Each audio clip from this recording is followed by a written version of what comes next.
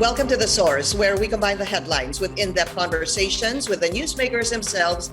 I'm Pinky Webb. Today on the program, the government is bracing for the more transmissible COVID-19 Delta and Delta Plus variants, and a House leader vows to act in extending the much-needed funds under Bayanihan 2. Also, Lakas-CMD renews its alliance with Hugpong ng Pagbabago, expressing its willingness to support the possible presidential bid of Davao City Mayor Sara Duterte. House Majority Leader and Lakas-CMD President Martin Romualdez joins us live. And later, a direct link from farmers to consumers. We find out how the Agriculture Department is improving the lives of farmers and fishers through its Kadiwa stores. Agriculture Assistant Secretary Cristina Evangelista tells us more in the program.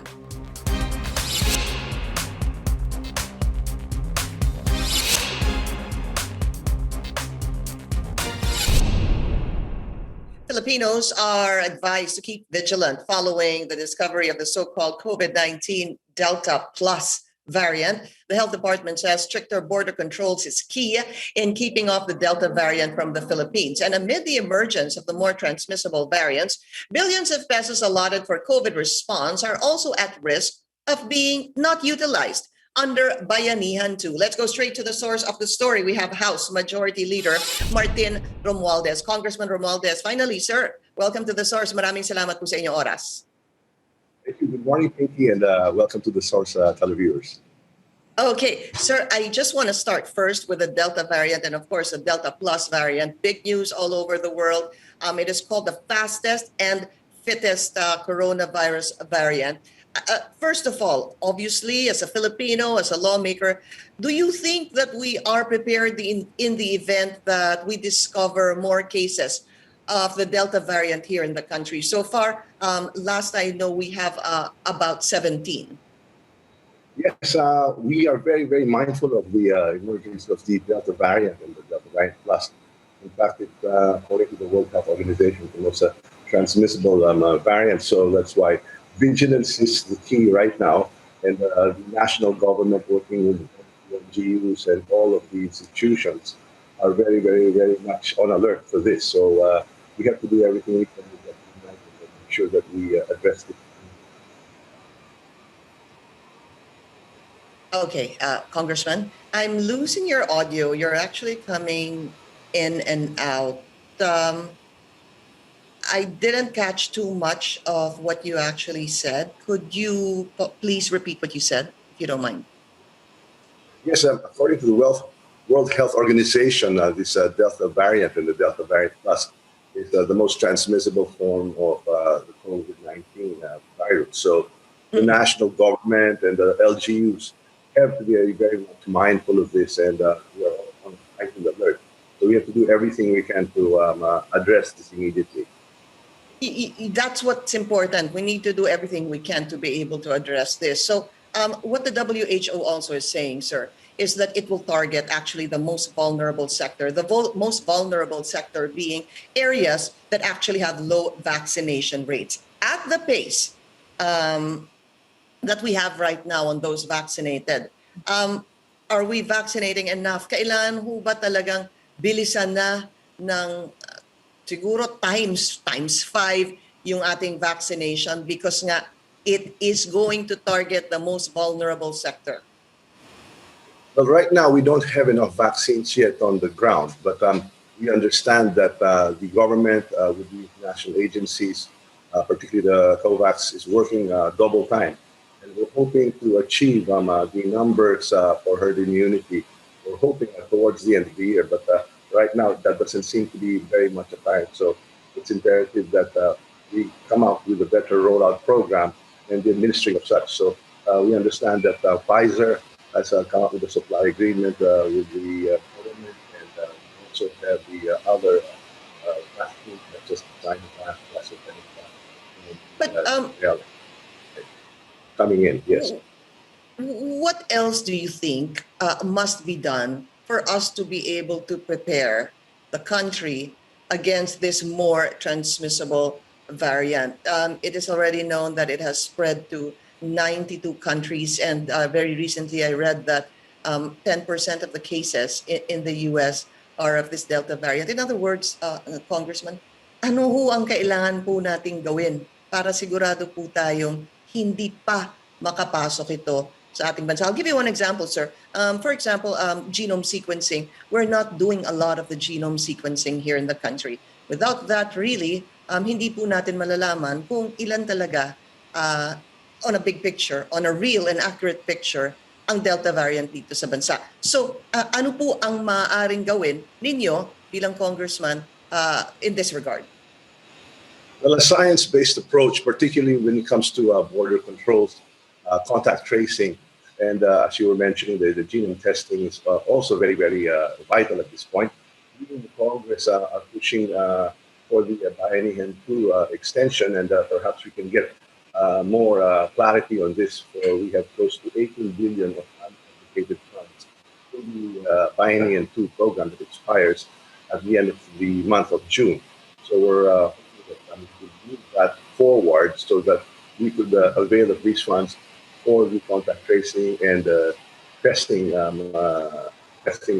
these variants. Okay, let's talk about Bayanihan 2 that is set to expire at the end of the month, June 30. What can happen? I do understand that there will be some sort of a meeting in Malacanang today, Thursday. Is this something you plan to bring up to the president, maybe to call for a special session? Yes, it's an opportune time to bring up this conversation.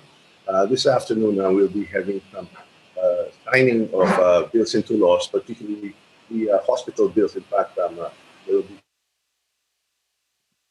hospitals in my region that will be signed into law in terms of the increase of bed capacity and funds appropriate there too.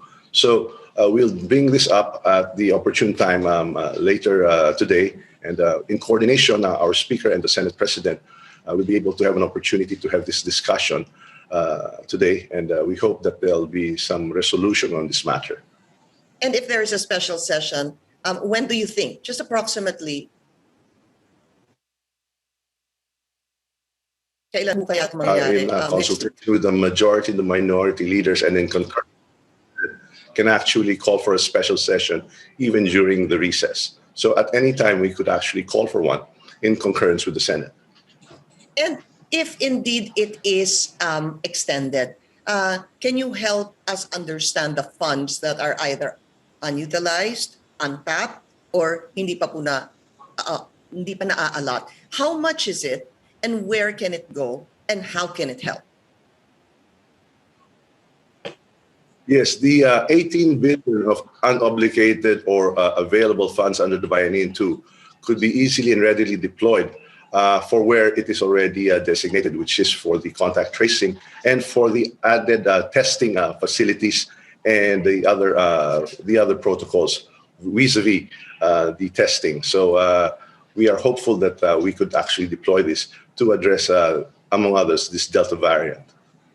Yes, that is going to be very important, no, Congressman, to be able to use these funds to address other possible weak links that we have in our strategy, or to improve our strategy in this COVID-19 response.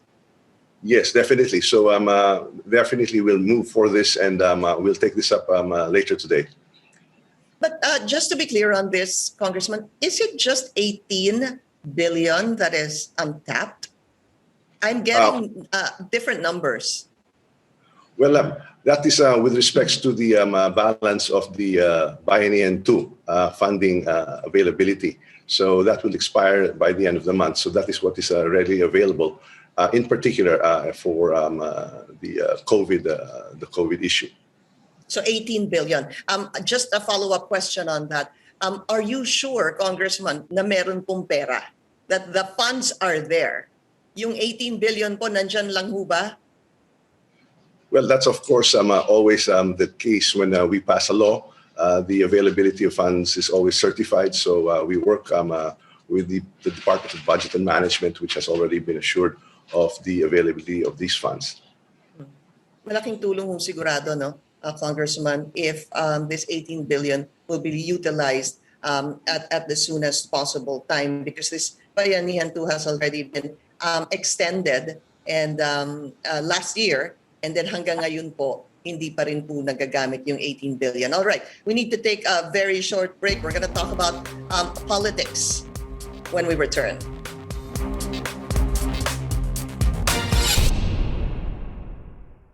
This is The Source on CNN Philippines. I'm Pinky Webb. Our guest today, House Majority Leader Martin Romualdez. Sir, before we go to politics, yun pong sinasabi ng Pangulo that he had threatened to arrest those who refused to be vaccinated, whether the president was serious or simply exasperated.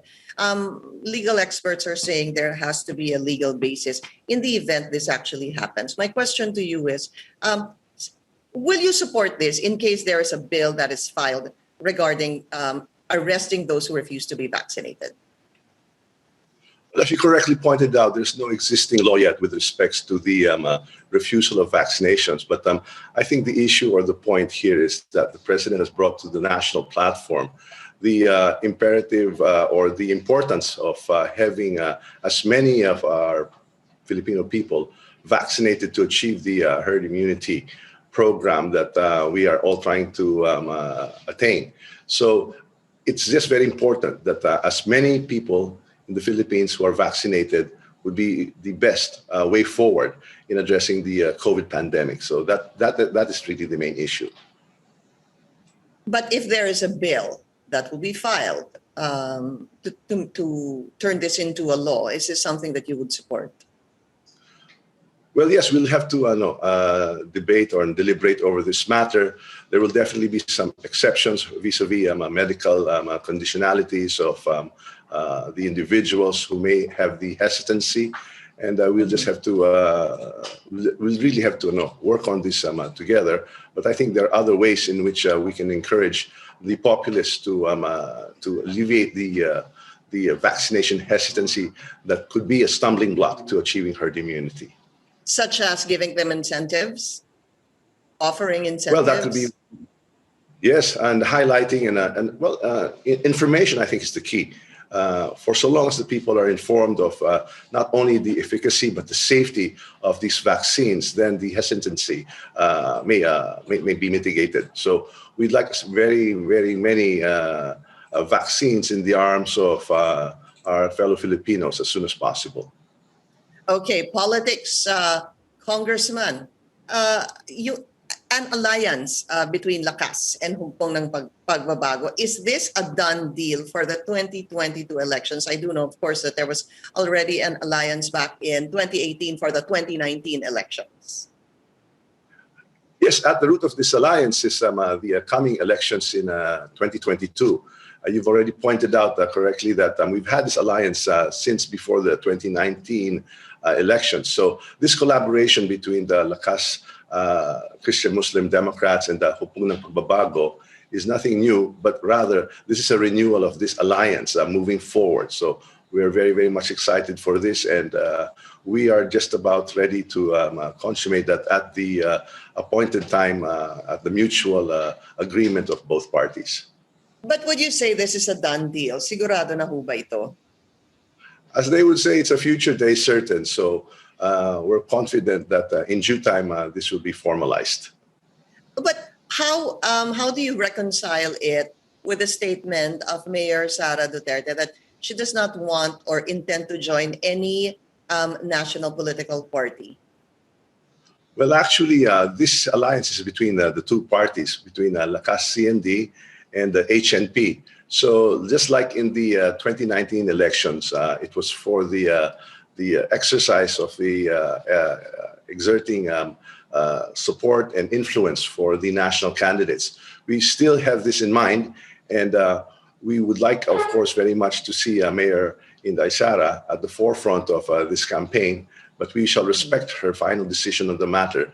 But this still will not be a preclusion to our working together with HNP moving forward in 2022. Were you surprised when the president said that pag tumakbo ka, hindi siya tatakbo bilang vice president? Yes, I was very, very surprised, quite honored and humbled, to say the least. But nonetheless, no, we are very, very thankful to the President for his trust and confidence in our ability to even be considered for the second highest position in the land. But let's talk about this, Congressman Romualdez. Um, PDP is already filed a resolution, okay, pushing, urging President Rodrigo Duterte to run as VP. The President said, pag tumakbo si Martin, hindi ako tatakbo. So, I'll give you a hypothetical situation. If the President runs as Vice President, will you back out if you decide to run? Well, obviously, I will defer to the higher authority, so to speak. And since I'll be deriving a lot of support if I did move forward on this from the President nonetheless, then it would not be actually appropriate for me to be running in contravention to his actual campaign. So how I understand it is, if he runs, you won't run. If you run, the President won't run. Tama That's ba? right. Okay. Okay, so it's really either or, the President or yourself. So, yung pong Sara at Martin Romualdez or Sara at Gibo Teodoro, how does actually one try to understand that? Because, you know, so many people are going to Mayor Sara Duterte visiting her. Sabi nga ni dating Congressman Andaya, yung Sara Gibo ay sigurado na daw yon. What's your reaction to that? Well, things are still up in the air, so to speak. Nothing has been finalized. Mayor Sara has not yet decided whether she would run or not. And so everything also hinges on that. So we will take it, as they say, one step at a time. And we just wanted to first renew the alliance between HNP and Lakas. And we'll take everything step by step, and we will not preempt or hindi natin unahan po yung prerogatives po of the HNP and their possible standard bearer. So we'll just work in tandem with them and in collaboration and coordination. Personally, Congressman Romualdez, what will push you to run as Vice President? Well, a lot of consultations are in order. I'm in serious thought and discussions right now with our political party, with Lakas-CMD, with my constituency in Tacloban, in the region, and of course, I'm with my family and other advisors. So we are putting a lot of weight on what the President said, but also having a very, very deliberate, deliberate discussions with the party and our stakeholders, so to speak, in the party and in our communities. What would not make you run? What would? Not make you run. What's the one thing that won't make you run for Vice President? Well, obviously, if the standard bearer of our chosen ally doesn't decide to have me as their candidate, then obviously, why would we persist? So that would be definitely one. Of course, our party has already signified, and we're very grateful for the Lakas' support for whatever decision we may take moving forward, whether it is to run for a national position. So these are just some of the considerations, and of course, consultations with my constituency in the district as well as in the region would be very, very important to me. Are you giving yourself a deadline to make a decision on various, of course, areas on whether you would run or not? Do you have a personal deadline for yourself on your decision? I guess the first week of October will be my final deadline. Yeah, of course. Well, pwede pa ho ata ang substitution by then. Just one last question, Congressman. You had a lunch with former President Gloria Macapagal Arroyo last June 14. Senator Amy Marcos was there. Former Senator Bongbong Marcos also there. And I know what you said. You said that, it was an exchange of ideas and asking advice. What kind of advice were you asking? And I'm assuming to the former President, Gloria Macapagal Arroyo. Well, I'd also like to add that Senator Amy Marcos and former Senator Bongbong Marcos also extended their gratitude and appreciation for the support that former President GMA had extended to both in their national runs, for they won in Pampanga and did very well in Central Luzon, where the bailiwicks of President GMA did support the two. And I guess they were also eliciting some advice from PGMA on how to do well in the Senate, and of course, exchanging ideas or just updating each other on the respective plans and the issues moving forward for 2022. Okay. House Majority Leader Martin Romualdez, sir, thank you so much for your time. I hope this won't be the last. Thank you so much, Pinky, and to the source. Thank you. Thank you. And later, the Agriculture Department's initiative to help local farmers through Kadiwa stores. We will be right back.